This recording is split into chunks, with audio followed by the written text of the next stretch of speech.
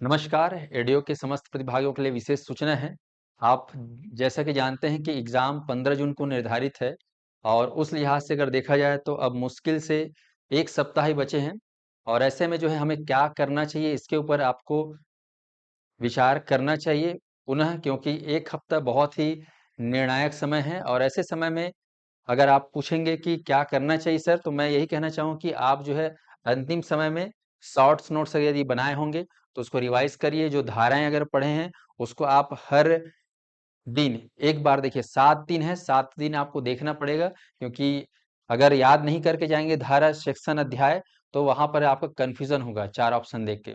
तो वो एक कठिन पार्ट रहता है धारा वगैरह का, जो है ख़ासकर हम पंचायत की बात करें, चाहे वो ग्रामीण विकास आजीविका की बात करें, इनमें जो एक्ट वगैरह हैं उनको अच्छे से पढ़ने के लिए उसको रिवीज़न करना है। साथ ही साथ आपको क्या करना है कि जो विषय वस्तु है आपका, उसका जो आपका बेस्ट पोर्शन है, उसको भी रिवीज़न उसको 2 दिन में करिए और जो कठिन है उसको आप लोग जो है हर दिन करिए, लेकिन हर दिन में केवल रिवीजन ना करें।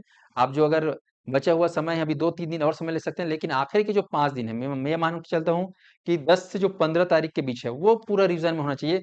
10 से 15 के बीच में आपको कुछ नया नहीं पढ़ना है और करंट अफेयर आप लोग को बिल्कुल नहीं पढ़ना है जून का, सिर्फ़ और सिर्फ़ आपको कब तक का पढ़ना है, ये मान के चलिए कि जनवरी से लेकर मई ये 5 महीने का और पिछले जो है कह सकते हो सितंबर, अक्टूबर, नवंबर, दिसंबर ये 4-5 महीने पढ़ लेते हैं और अभी के 5 महीने मतलब 10 महीने का भी पढ़ लेते हैं आपका, तो इससे आपका करंट अफेयर कवर अप हो जाता है।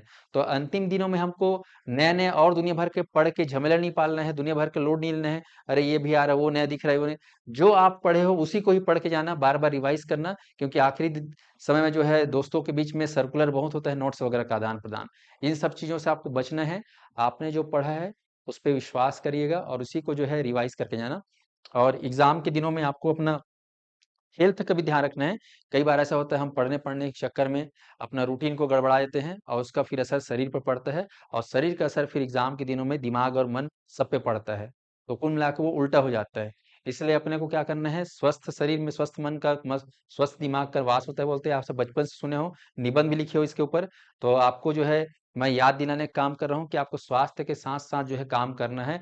फिट बॉडी और उसके बाद परफॉर्मेंस आप लोग का बेस्ट होगा। तो ये आपको करना है अंतिम दिनों। बाकी दुनिया भर के नेगेटिविटी आपके मन में बिना बुलाए आएगा तो वो विद्यार्थी जीवन का एक प्रोसेस है। हर विद्यार्थी के मन में आता है।